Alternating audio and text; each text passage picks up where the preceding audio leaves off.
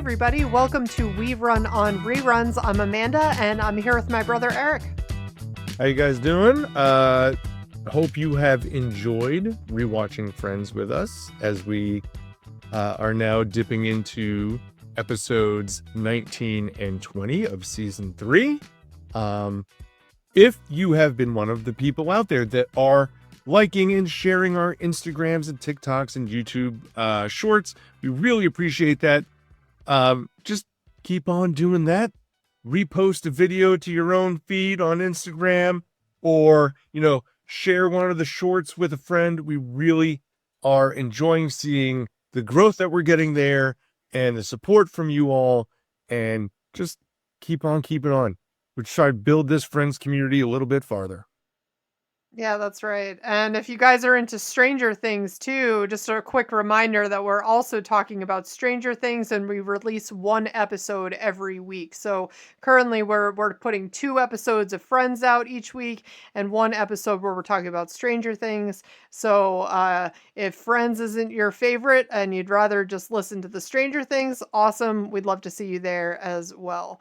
Just as a note, if you are more interested in listening to like the point by point breakdown, like Stranger Things, we hit every single scene in order. Yeah. We're going to walk it right down dive. so that you can see every single detail. With Friends, we're thinking a lot of you have probably seen these episodes 3, 4, 5 times. We're just trying to stick more with the analysis side of what we've seen with Friends. So it is a slightly different feel, slightly different vibe, but check them both out, see which one you like. Hang out. Yeah, great point, Eric.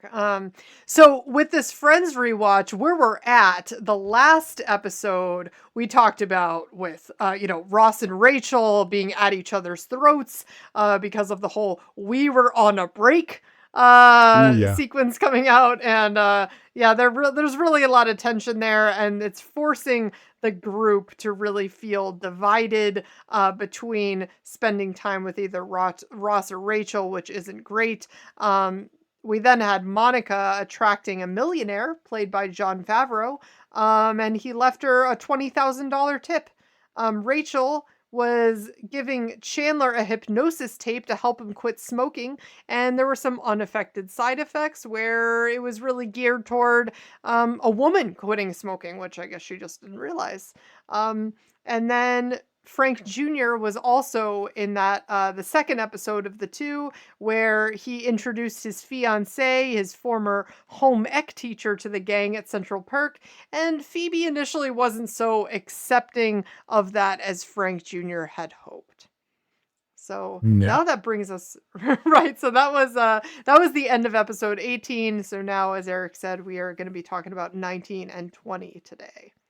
Yes, in season 3, episode 19 is the one with the tiny t-shirt. And in this episode, Joey gets a big role in a play, and he has his first rehearsal where he meets his co-star, Kate. Kate immediately questions his abilities as he is less classically trained. Rachel tries to move on from Ross, giving him back a box of his things, including a Frankie Say Relax t-shirt. But when she goes on a date with Mark, Ross almost catches a case of the peep eye.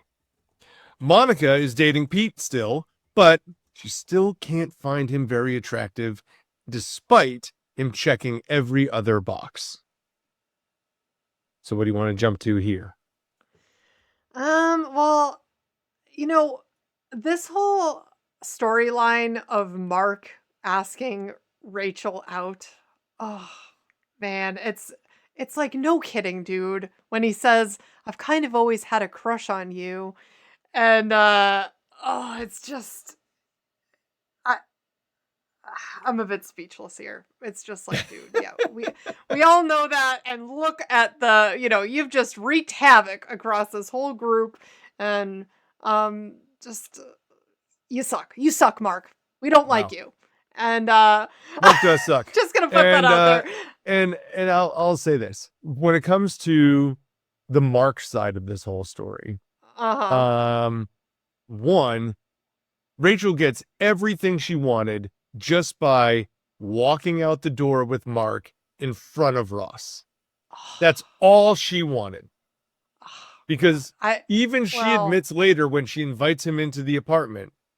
Oh, yeah. I'm only doing this for the wrong reasons. There's no good reason that we should do this. Like, and credit to her for stopping there and saying, no, this isn't going to work. We know this isn't going to work. And you know what's funny about this? 100%. Is when Mark says, listen, fair schmear, I say we get back at Ross right here on this couch. Yes. That's the best, that's the most likable thing that Mark has said this whole time. Well, it is, I get what you're saying, but it's also like, dude, like, so you just want to, I mean, this has just been about a hookup for him, right? Like, he just, and it just is like, shows how heartless Mark is. And Mark, you suck. I'm just going to say that again. But it's, I do like the Gunther moment where at the very, very beginning of this episode, he's like fantasizing in his mind about asking out Rachel. And then Mark just casually rolls in and does the exact thing that Gunther wants to do. And he just walks into the back and just starts breaking shit. You just hear him like throwing stuff against the wall.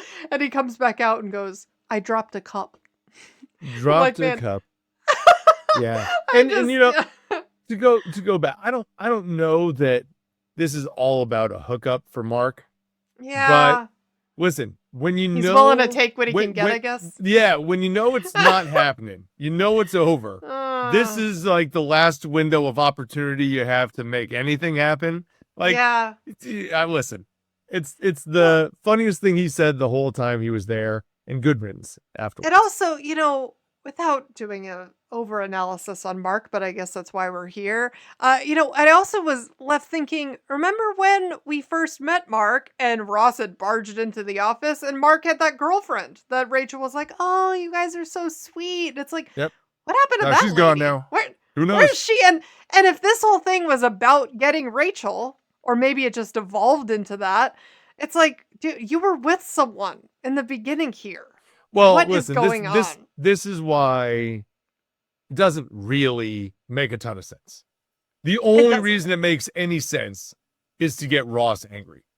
And boy, does it. Because the scene on the other side of the door is one of my favorite things ever. I knew you were going to say that. Ross is just staring out the peephole. And where Chandler say, listen, you're gonna catch peep eye if you keep looking out that thing. And he's giving the play-by-play to Chandler as he's like, you know, adjusting and like desperately pushing through the door, to which I'm thinking, can't Rachel hear him on the other side of the door? Know. Every time I see that, I'm like, dude, you're talking so loud. It's so like, this is only a thin door. Yeah, actually, wait, what scene is that where they're talking really loud in a different episode? And she's like, I can hear everything that you're saying. Someone is on the other side of the door.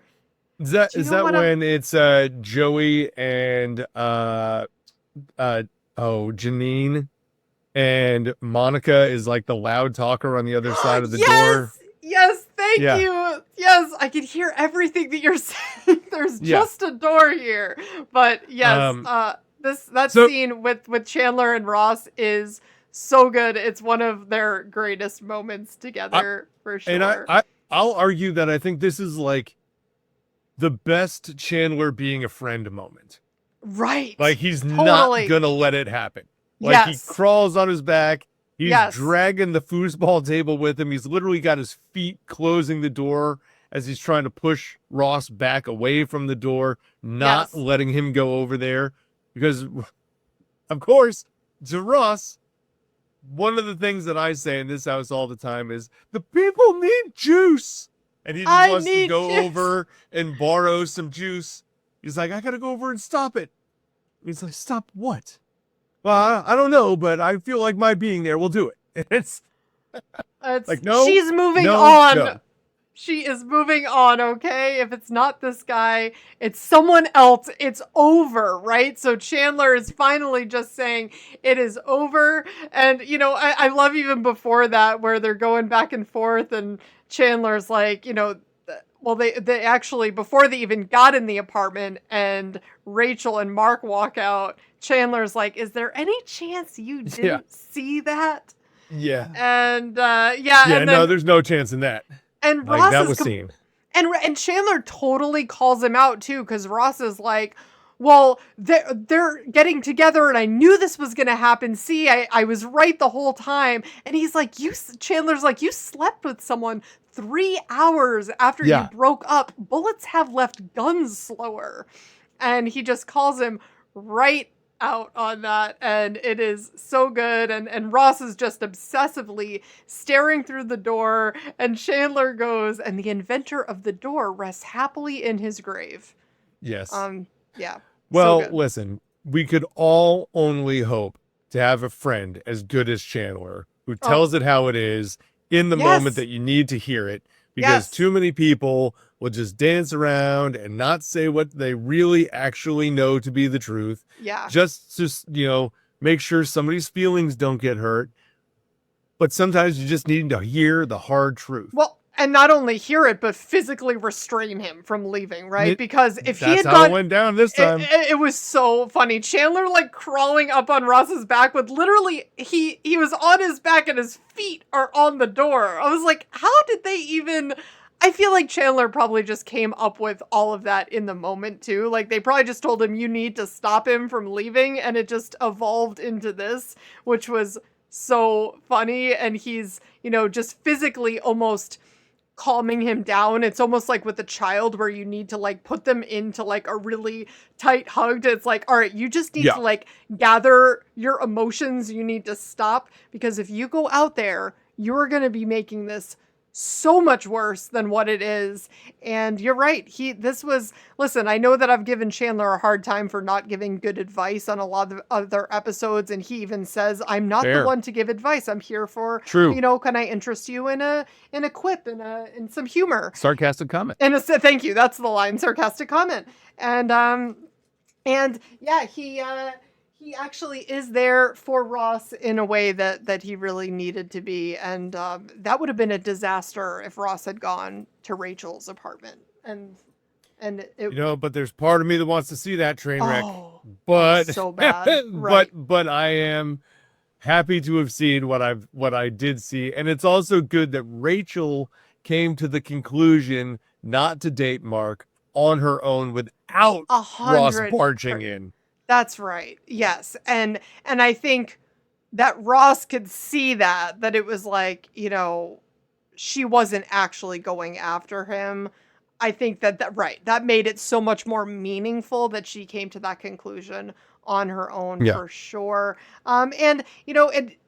She said, as you pointed out, I just want to hurt Ross. Like she knew that in her gut, that there was no attraction there. She wasn't ready to date anyone. That's what she was saying to Monica at the beginning of the episode anyway. So I was going to say this whole thing with Ross and Rachel here in the middle is bookmarked or not bookmarked, bookended really with the idea of Rachel needing to move on. Yeah. And so she has Ross come over to the apartment to give him the box of his stuff, which he then claims doesn't have all the stuff in it because he wants the t-shirt just so he can hurt her because she loves the t-shirt that says Frankie say relax, and brings the box home. And then by the end of the episode, when he leaves a box of her stuff, it is the t-shirt.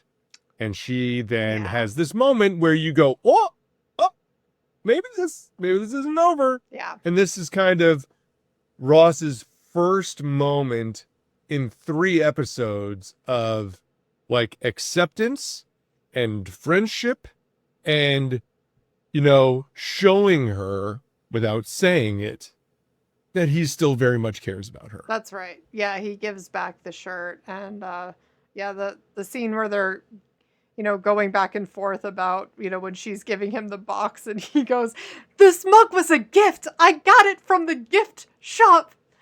And she's like, fine, I'll keep the stupid mug. It's just so funny. I just love their exchange back and forth. So as petty and ridiculous as Ross is in these scenes, it's also what brings us so much joy, right? At least for me. I just... but I feel like the t-shirt being given back Yes. is the signal, not just to Rachel and Ross, but almost to the audience that we can be friends now.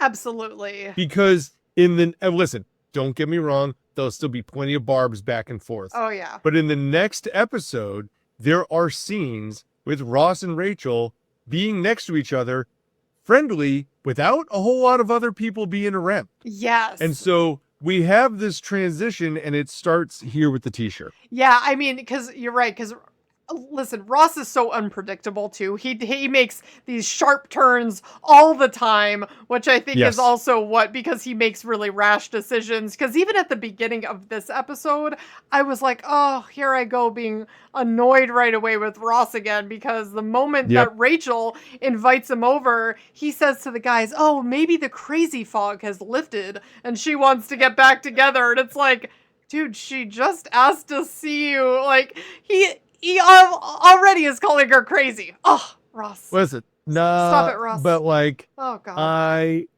I understand that. And he shows up like she's called. So you wanted to see me? Hello. Oh, here I am. The crazy God's fog gift. is lifted. Yes. And she has realized that life without me sucks. Lord, good Lord. And that's not quite true. Okay. So I have a question for you, but I do want to jump into the Joey side of this whole story. Yes.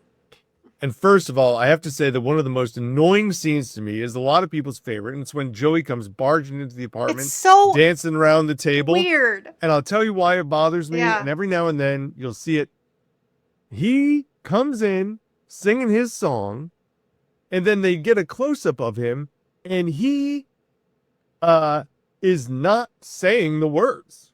No. As he's going around the table. No. And it bothers me every time. I did not. I would do so much to say, pull it up on your phone and watch it right now, but I'll let you watch it later. I will. It drives me insane. That's so that bad. He comes around the front of the table singing his song, and then by the time they get the close-up and he spins, and he's clearly not saying it. Oh, mommy. And so, oh, daddy, I am a big old baddie. Yeah. None of that. None of that. Like, he says it as he comes through the door, and then they switch it, and they just didn't sync up the audio with the visual, and I don't even, it doesn't look like he even said anything on the second lap. The funniest part in that whole sequence by far is Chandler saying, Gloria Stefan was right. The rhythm is going to get you. Yes, that is a great line from Chandler there, as is his thing, the sarcastic comment. Oh my gosh. I also love how the actress that he's now working with on this play, she recognizes him from the milk carton spout infomercial. Yes. Which is great. It's like, oh, did you recognize me from Days of Our Lives? I'm a famous soap actor, of course, is what he first throws out there. And she's like, oh, at the end you choked on a cookie. Yeah, that was real. Yeah, that was real. Okay, so we're going to get a few episodes here with Joey going to work on this play. Yeah. And I ask you, because I have a very strong opinion about this, what do you think about this play storyline? To be honest, I'm not a huge fan. I enjoy that...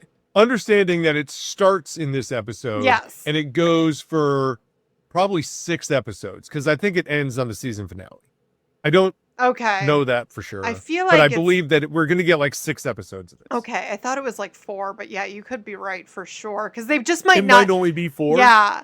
It might not get all the way there, but it's somewhere in that range. I really just have a hard time with him all of a sudden shifting gears so fast with this actress and being so smitten. I mean, because he's always been just a player, right? So it's tough to, I think, shift gears so abruptly. That being said, I also do feel like it kind of makes sense because she's unavailable, truly. So for Joey, who, like, he's moving toward wanting to commit to someone, I think the opportunity, I don't think it's surprising that the first person he really goes to in that way is 100% with someone else. And, you know, then you see Hey. him struggling with that, right?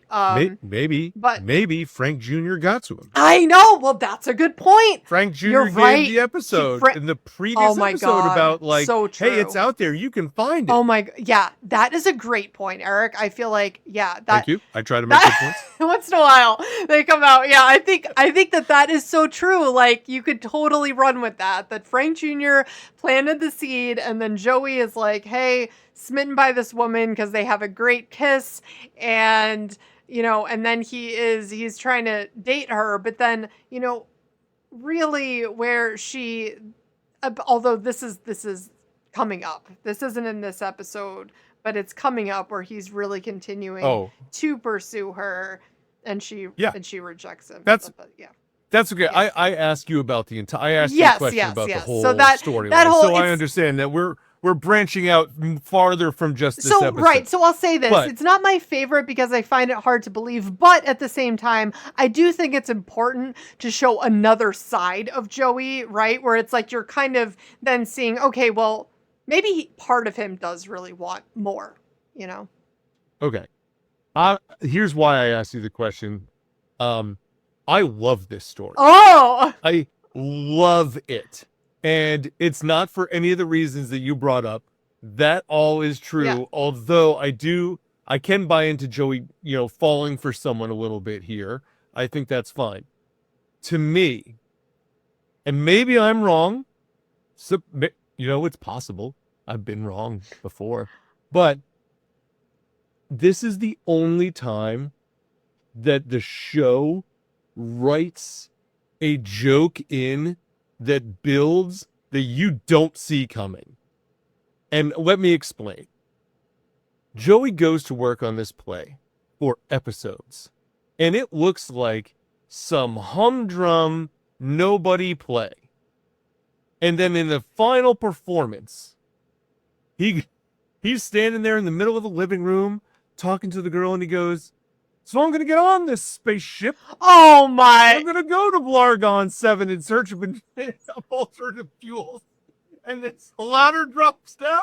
And it's like, what? Yes. What story is this? This is out of control. And I couldn't laugh harder the first time I saw this because it's absolutely insane. A nothing play that nobody cares about. And then in the final they drop the joke of, no, this is the most ridiculous play that's ever existed. We just only showed you all these snippets throughout. Yes. Oh, it's so good. Oh my God. Like the bait and switch, I love it. Oh my gosh. Yes. Yeah. Oh, and I didn't know if that was almost interpreted as, because didn't the director just like leave because he quit because they got a bad review, and so he like pieced out, and part of me was wondering, that was afterwards though. That was out because they do this at the cast party, right, yeah, because I was thinking, did they switch things up because he was no longer part of it? But no, that was part of his genius. No. This guy also, he's a I feel like he was the stereotypical, like, you know, theater guy who was just way too into himself, right? So he probably thought that was super deep, you know, with the ladder coming down at the end, and saw. I mean, what? But I don't like Friends doesn't do a lot of the bait and switch, where they lay out this one story and then pull the rug out from under you. That doesn't. It's very usual. It's usually something you can see. Yeah, that's so true. That especially built up over episodes, that it's very clearly and then it's all of a sudden this at the end. But love it. Love it. Also, the rest of the story is fine. I like Kate. I think Kate and Joey is it's nice to see him date someone for more than a part of an episode. That is true. So I'm here for that. Yeah, that is true. And you do see, I mean, and we see Joey's nurturing side and his caring side come out, you know, often, but like, I feel like you don't often see it with a romantic partner, right? So I think the way that he cared for her was really nice, but I do, again, I feel like it was kind of, it was a little bit abrupt. And I do, which we'll get into on the next episode. I feel like some of it was just a little hard for me to get through. We'll talk about it there though. So, yeah. Well, then we also have the Monica dating Pete side of this, but she's just like not super attracted to him. I don't have tons from this portion to necessarily analyze. I don't know. What did you think of this? Well, I just like that line where, Chandler goes to Pete because none of them can get over how wealthy he is, which I feel like is also very awkward that they bring it up to him like all the time. But either way, is like, you should buy a state and name it after yourself. Like Pete Chicago is what Joey says. And Chandler just looks at him. Not a state, Joe. Not a state, Joe. Like Mississippi is. Oh, Joey brings up a fair point to this. Oh, Joey. He's like, listen, we're naming not real states. I know I named Pete Chicago. Maybe he knows. Maybe he's not getting what they're doing here. He's not getting it. No, he's not. He doesn't get the game. But again, you're our age. Yeah, I know. You're our age. Yes. That's funny. Yes. Chandler has a hard time with that. Yes. Yeah, I felt like that scene to me is always like Pete doesn't necessarily seem to connect with the friends very well. Well, he's on a totally different. He's just in a different place, right? So even though he's their age, he's their age, and he's just not. It doesn't seem like he's communicating as well with the other friends. Yeah. He clearly gets along with Monica well. Yeah. But Monica also now has a history of dating guys who have it all together. Yeah, I think like that how he didn't really connect with them makes sense. I feel like that was intentional, right? Because it's like he's obviously made all of these different choices for himself, which has allowed him to be, I think only a certain type of person, right, could be that successful at that point in their life. And I think it's maybe even more that piece of it as to why Monica just continues to not be attracted to him. It's less about his appearance and more probably about like, what do we actually relate on, right? Like it was kind of, even though Richard was way older, they really connected on a lot of things. They had a lot of things in common. And that's why even going back to our last episode where we were talking about someone who felt like Richard was like the worst relationship, on the series, I would say even Pete wins that out. Like Pete and Monica are already worse than Monica and Richard. So, I mean, to me, Pete and Monica, because they don't really have a whole lot in common. I feel like, and even I sort of will push back on Monica here. It's like, if you've gone out a couple times and you're not feeling a connection, just move on. What are you doing? Why do you keep going out with him? I don't know. It's kind of weird. I get that he's persistent, but it's she even says to the group, I'm feeling nothing. Does it sound like something's wrong with me? And Phoebe goes, yeah, kinda. Yeah, kind of does. And it's like, so, well, either something's wrong with you or maybe just move on. I don't know. So I was a little bit frustrated with Monica here. I will say that in this episode, there is a really short scene with Chandler and Phoebe where Phoebe is discussing Phil Spiderman. Oh, God. And Chandler's like, it's not his last name. He's not like Phil Spiderman. He's a Spider-Man. He's like, it's not like Goldman. Yeah. She's like, there should be a Goldman. Oh, like, yes. I really enjoy that conversation. That means absolutely nothing to any storyline. No. It's not connected to anything. I love when they do that. It makes me chuckle every time. Yeah, and then they continue that later on in the episode too, where they're like, well, what would Goldman do? What would his powers? What if it's already gold? Well, his work is already done. His work is done. Yes.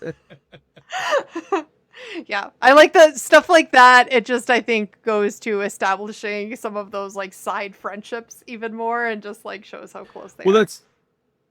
It just kind of show little pieces of No, they're all friends. Mm-hmm. Like, it's that conversation that showcases all of them are friends. Yeah.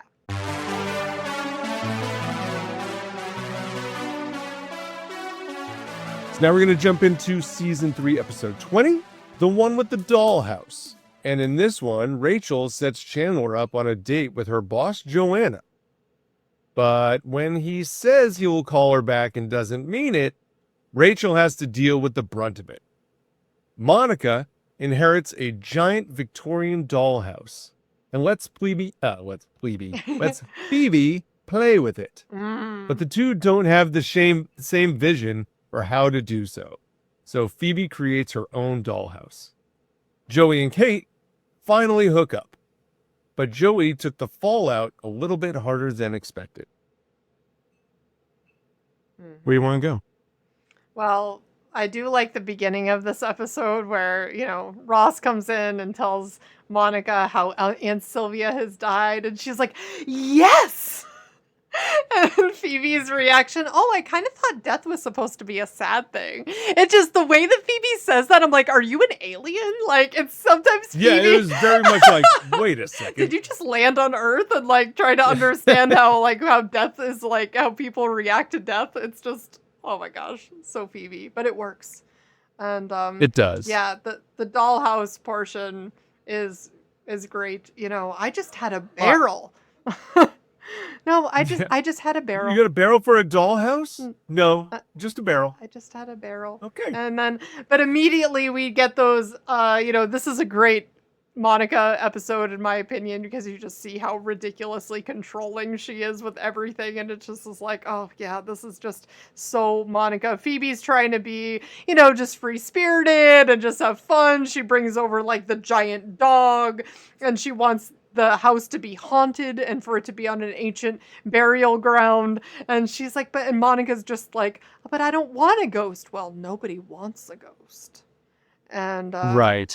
Yeah, and then Ross immediately interjects with well, what are the odds of that happening? And tries to be all logical about it too. I'm like, man, Ross and Monica are so similar in a lot of those ways, where they were raised in a very methodical, logical household where they're both listen, this is just the way it is. This is, we have to follow within these lines, even when we're playing. This is just how you play correctly, right? And Phoebe, let's relax on that. But I like how Phoebe pushes back, and she resisted and then ends up making her own dollhouse. Yeah, and I think the Phoebe making her own dollhouse is a long...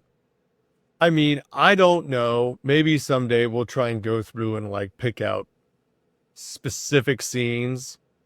This has got to be high up on the list of nostalgia blast moments from Friends that you go, that one is really very memorable. Yeah.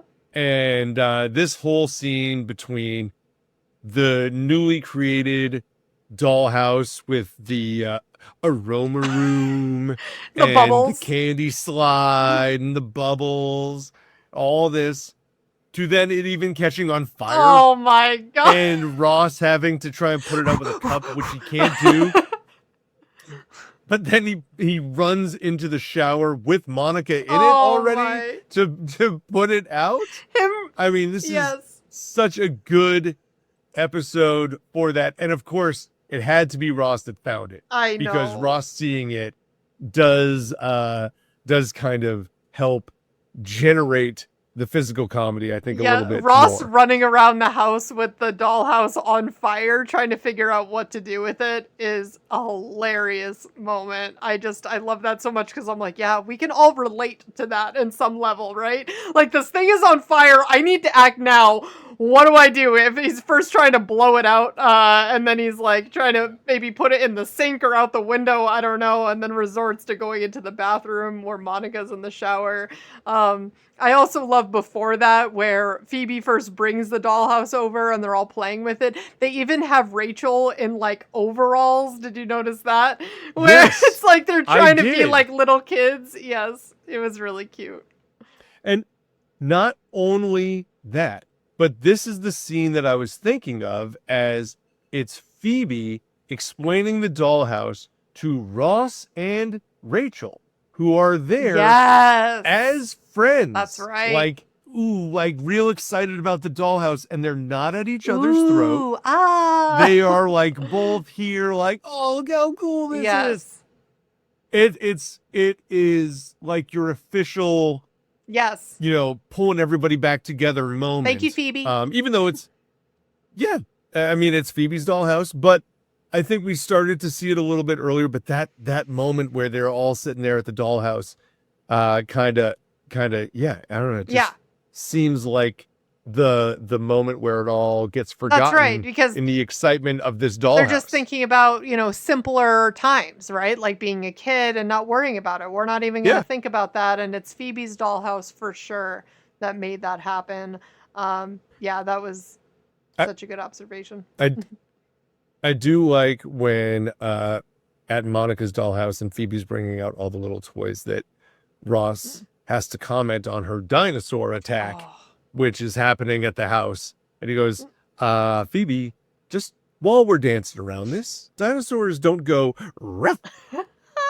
She's like, well, the little ones do. Little ones And he's do. like, like in his, he can't handle that sort of stuff, which is kind of a flashback to the Mr. Heckles episode where they're going through evolution or not evolution. And he's just saying, I'm just going to handle this for now. I'm not going to bring it up. And that's where we learned Phoebe totally intentionally loves to make Ross go crazy on this stuff, which is great. Yes. Yeah.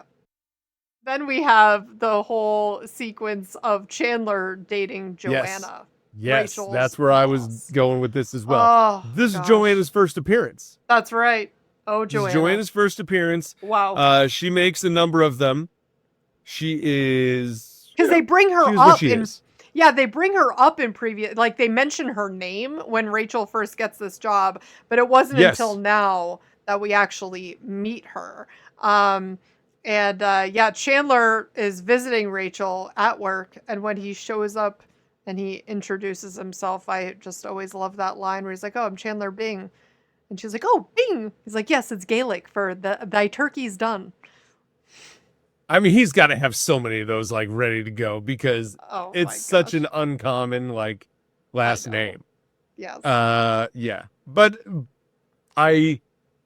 oh, man, this story makes me a little nervous because I just can't ever being put in a position where I would be setting up my boss on a relationship. Never. Nope. And that's what one of my first comments on this, Eric, was, listen, why would, if Joanna is expressing interest, if I was Rachel, I would have just quickly said like, oh, he's with someone or he's not dating anyone or anything. Yeah. And I understand on one level, you might think Rachel might think to herself like, oh, okay, I can help a friend out in Chandler. Somebody's interested in him. We can help him out. No. Listen, I hear that. I understand that. There's no good that comes of this from Rachel's side. Even the way this all ends, it still isn't good for Rachel. No, it's weird how at first she kind of thinks it is. I'm like, well, Rachel, she thinks it's better. Yeah, like how short. There's no good way for that to end for But Rachel. like, how short-sighted of this. Like when she even comes in and she, gets back to her apartment and she, walks through the door and is like, I have some news for you. And I love when this is that moment where Ross is like, what? And he immediately, when she says you, he assumes it's him. And she goes, actually for Chandler. And then Chandler goes, oh, glad you guys are past that little awkward phase, as Ross just kind of slinks away. I love that. But yeah, she's like excited to tell Chandler that Joanna wants to go out with him. And it's like, checking out the Chan man. That was surreal. That was surreal. That was a great line from Rachel. I'm like, there's really no other way to describe Chandler's reaction there. No, there isn't. And I understand the idea of maybe originally also saying, hey, this will make me look good at work because I've now provided you with like a date. But like odds. No. The odds are so bad. Chandler. If it works out, awesome. But yeah, the odds are so bad. Yeah. So bad. Yeah. So yeah, it doesn't go great. No. And that's where we are. Yeah. And so Chandler, to his credit, I think he's fine. He's ending it with like, oh, well, I'll give you a call sometime. Oh, no. And Rachel gets all bothered by this, like, and Monica. Sorry, I'm at a loss for words, but Monica is the one who comes to the aid of Chandler, and is like, listen, this is what guys do. They're gonna say they're gonna call sometime. This is men. Call. And yeah, that's right.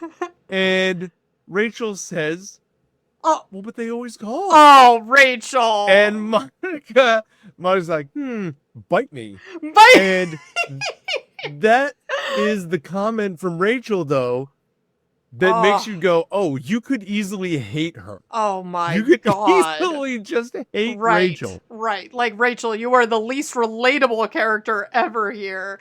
And, but yeah, her boss, oh my goodness, at this point, just going to Rachel, too. I mean, Rachel probably just never would have predicted that her boss would be desperately looking for, why hasn't he called, Rachel? Why hasn't he called? And she's like, well, there's only one person that should be feeling awkward in this scenario, and we can change that. Looking at Rachel, implying that, hey, I can just fire you, you know? And it's like, oh, Rachel, oh gosh. So luckily Chandler does end up coming around, and he explains to Rachel, I'm sorry, I'm weak and pathetic, and I'm sorry. And then ends up still having a hard time breaking up with Joanna, but does finally, pull it off in the end. In a way. Well, yeah, because Rachel basically grabs him and pulls him back into the fray and is like, nope, get in there and do it right. Yeah, it takes a lot of work. It takes a lot of work, but it gets done. But even at that, then he still ends it with, well, it's been great. I'll give you a call sometime. Chandler. Like, what? But I understand that. You got to fill the awkwardness. Yeah. Yeah, you do. But we also have Joey. Mm-hmm. And we have Kate. And Kate is clearly dating the director of this whole performance. Yes. And so the understudy for Kate comes up to Joey and asks him if he wants to get a cup of coffee. And she even says, I'm such a big fan of yours. And his response is, what? How is that possible? She would watch every episode. Yeah. Yeah, she used to schedule her classes around being able to watch Dr. Drake Ramore on Days of Our Lives. Yeah. Wow. You'd think Joey would be like, all interested. And that's why part of me, I'll go back to what I was saying during the last episode, is like, is he just intentionally almost going after the woman who's unavailable? I mean, it obviously is probably just, an attraction thing too, but still, it just is a little bit insane. I do, and as much as I'll give this director a hard time because he's absolutely nuts, I do love where he's like, we are going to go on a break, but when we come back, we are going to do a little thing called committing to the moment. And he just walks up and leaves, and it's like, wow, this guy is nuts, and I love it. He's a little insane. Yeah. That's for sure. I'm trying to find his character's name. Oh, he's just called the director. Yeah. I thought he had like an actual name, but I guess they never name check him. No, they never do name check him. So there you go. He's the director. Yeah. So. And when he leaves, listen. Yeah, he gets up and leaves and leaves that moment for Joey and Kate to kiss for real after he got up and stormed out. Well, and it opens the door for Joey to then confront Kate about like, what do you even see with this guy? Yes. And she says, well, he happens to be brilliant. He's a lot better than the sweater you're dating. Oh, gosh. Yeah. And we get a great line here from Joey where he said, hey, not interested in her sweater. Oh, it's what's underneath her sweater that counts. Oh, my God. Joey. And I know what he meant, but it came out super funny. Or did he really mean it that way? Yeah. No, he meant it the kind way. Oh, I think. But it came out the other way too. Yep. but then you get the moment between Joey and Kate where they're just committing to the moment, but Mm-hmm. kind of both expressing their real, true emotions at the same time, and they end up hooking up. Yep. And when we get back then to the playhouse, Mm-hmm. Kate's gonna pretend like it never happened. Yeah. Yeah. And Joey has already told the understudy. Yeah. Is it Erica? No. I feel like it's Erica. Maybe not. Maybe that's another person down the line. Yeah, that's no. That's Erica's the woman. That's the stalker. the psycho, Yeah. the stalker. Yeah. Yeah. But it's anyway. Because I could see her walking across the stage, and they both say good morning to her, and she says like something about him being a pig. Yeah. And I can't remember the name. Mhm. Anyway, so he's already told her that it's over. Mhm. Kate, though, is not telling the director. Mm-hmm. Mm-hmm. And Joey has a real tough time And with this. And I don't blame him. Yeah, but also I really don't feel too bad for Joey here, because I love her line where she's saying, like, haven't you ever slept with a woman where it meant more to her than it did to you? And it's like, yeah, Joey, that's literally everyone that you've slept with up until this point. Well, and so, but the answer is no, he hasn't. Mhm. It's always meant more to him. And so, like, what? that is then when. Wait, what? What? No, it always has meant more to the woman. I'm sorry. Yeah. I'm sorry. It's always meant more to her, which is now where he is then at the phone calling all these women, trying to apologize. Oh my God. And I do like Jennifer? when he calls the one girl whose mom picks up and she's not there, which I question now. How young is this girl, Joey? And oh my, there's like, well, Mrs. Whatever, Dellario. I kind of have to talk to you too. Oh my God, Jennifer? Oh, hi, Mrs. Dellario. Well, yeah, I kind of have to talk to you too. It's like, oh, so either, maybe he just has an older woman streak too. Hey, I mean, hey, you don't know. Don't Joey. know. Wow, that is really funny. But again, I do like the play story, because I like seeing Joey chase someone consistently. We haven't actually seen that. We're most of the way through season 3. This is the first time I feel like we've actually seen him attempt to date somebody. Yeah.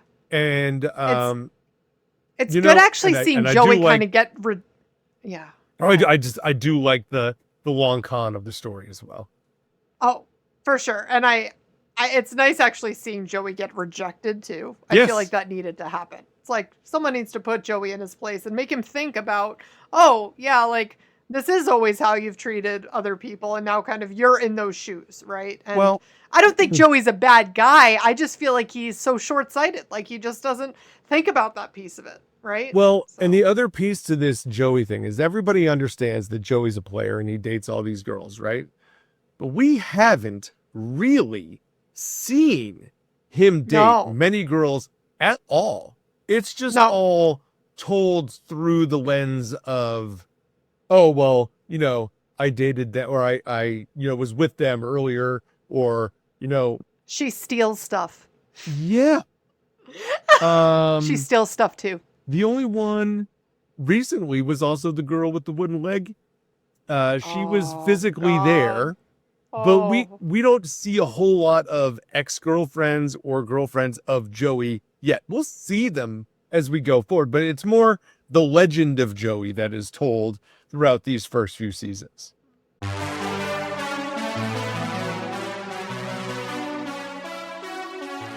Okay, so now we're going to jump into our IMDb rankings of this episode, or of both of these episodes, rather, with our favorite and least favorite characters. I went first last time. Amanda, what do you think? I would say for my favorite character, I'm going to go with Phoebe for my favorite because I love the Dollhouse portion where she brings, you actually even mentioned earlier that like that was sort of one of the moments that with Phoebe it really stands out. And I love that she just invited kind of that moment of being kids and being playful and kind of had brought Ross and Rachel even together in that moment unintentionally. I don't even think that that was really what she had in mind, but she, didn't let Monica kind of bring her down with her lack of being able to be playful. She just, guess what, pivoted and made her own thing. And I just love Phoebe in that moment. So I'm going to go with Phoebe for my favorite character. And for my least favorite character, I am going to... Hold on. Before you answer that, I'll give you my favorite. And then that way we can hang consistently here. I think I've gone Chandler a million times in a row, and I'm not going to do it here today. Okay. But I do want to say that scene with him hanging on Ross's back is easily one of my favorite Chandler scenes. But I will stick with Joey. I think Joey's, and I listen, I think people are going to overall, I haven't looked at the ratings for these ones yet. I do think that the ratings are going to be lower because I think people don't like this play. I think this story with Joey at the play is not a fan favorite. It's one that can get forgotten. And I love it, but I love it for a whole separate reason. But because of that, I really do like watching Joey attempt to date somebody for real, even though they're not available. I like seeing Joey at his job doing something because we haven't really seen that before. This is like a very new look for Joey. Usually he's just hanging around the apartment waiting for an audition, but he's got a gig. He's got a role. Like it's a little bit more interesting, I think, from that point. I also think, I know, listen, the Ross and Rachel stuff was in episode 19 quite a bit, but we're starting to see them kind of fall into the background a little bit. And we see Monica and Pete dating quite a bit. We see Joey doing his thing. We're starting to put some of these other friends into the spotlight a little more while they can let the Ross and Rachel breakup kind of simmer. And that helps. So, so Joey's easily my favorite in this one. Well, that's funny because I know we've done this a couple times, but for me, I was just like, I think I mentioned earlier, like I really had a hard time with the Joey play part. And I was just like, so Joey was actually my least favorite of these. I just felt like, it just felt awkward to me. And it felt very like, dude, really? Like you're this torn up about Kate when like, this is just how you've been toward women. Like, for this entire time, and for you to just kind of assume without talking with her that, you're going to be telling their partners, like, who knows how long she's been with this director? I don't know, that they were just going to end it. I don't know. So it just, he was my least favorite for these episodes. Fair, I guess. But I will say, I mean, and I know, like when we do Stranger Things, we have a knack for being able to pick on side characters and or promote side characters. But I'm going to do that here. And I'm going to say my least favorite is the director. And I think the director ruins part of that story. If they had a more compelling director, even if it was a more interesting guy for Kate to be dating, so that like Joey winning her over could have been more successful. Like Joey should be able to take anybody from this guy. This guy's a ridiculous like lunatic. Well, he doesn't bring anything to the table.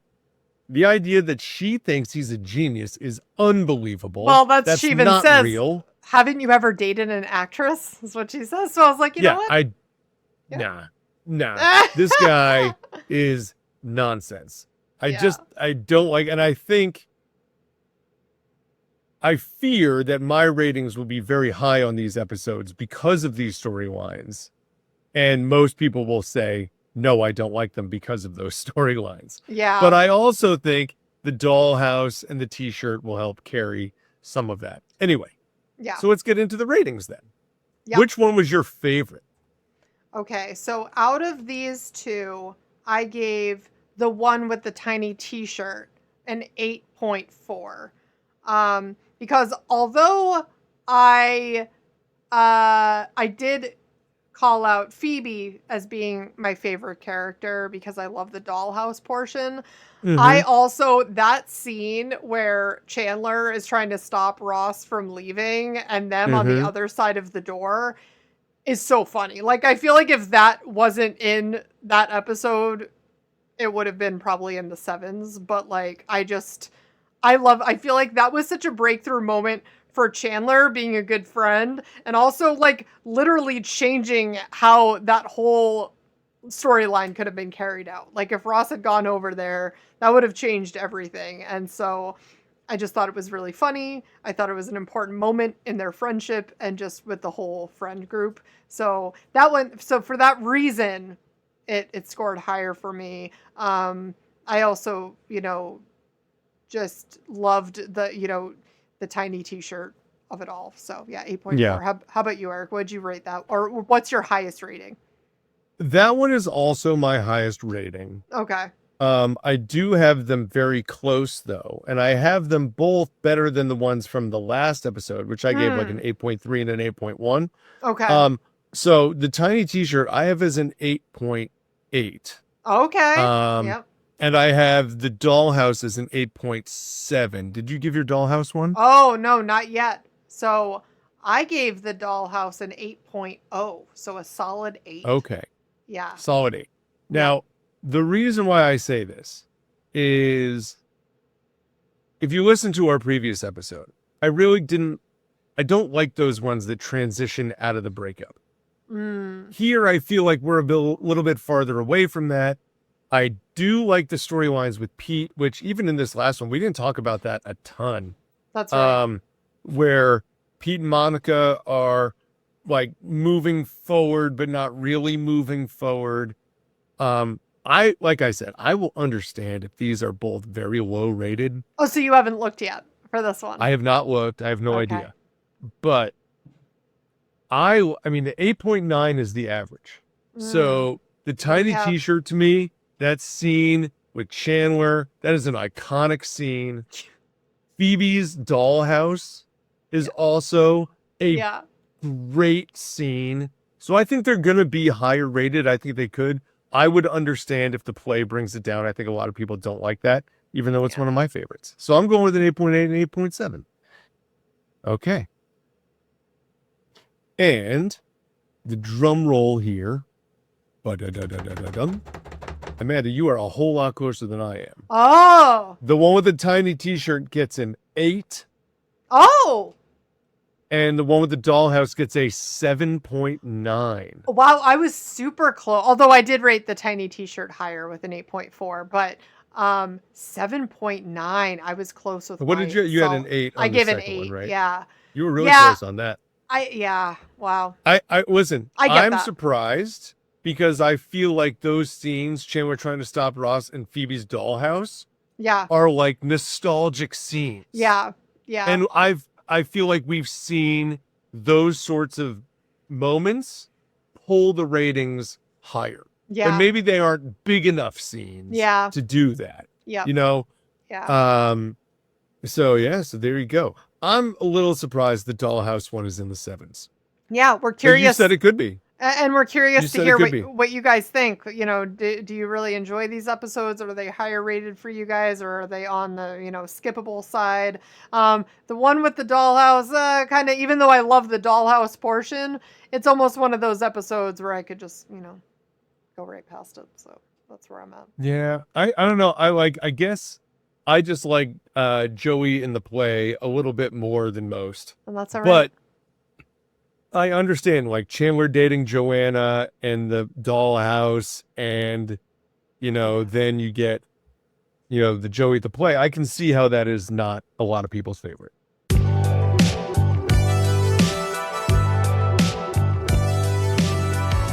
Well, thank you so much for listening to the We Run on Reruns podcast. And if you could, please take a moment to go to YouTube or TikTok or Instagram and click the share or repost or comment or hit the like button. We really appreciate it. Thank you so much for all your support so far. Please check out our website, werunonreruns.com. For Amanda, this is Eric. Enjoy watching the end of season 3 next week. Oh my God. We'll have 2 podcasts, one episode 21 and 22, and then 23 and 24. Oh. And then we'll be done. Well, actually, Eric, hold on. Oh, this I don't one's got usually 25, I don't doesn't it? usually jump in on the outro, but yes, there's 25. So we're going to have to make a tough decision here. Are we going to do an extra episode next week, or are we going to roll season 3 into the following week? We'll see. We'll determine that at a later point. But, We'll have to figure that out. right. But listen, we're coming to a close here on season 3. So either one way or the other, that's where we're at. So enjoy watching those. Happy rerunning, everybody. See you, pal. See you guys.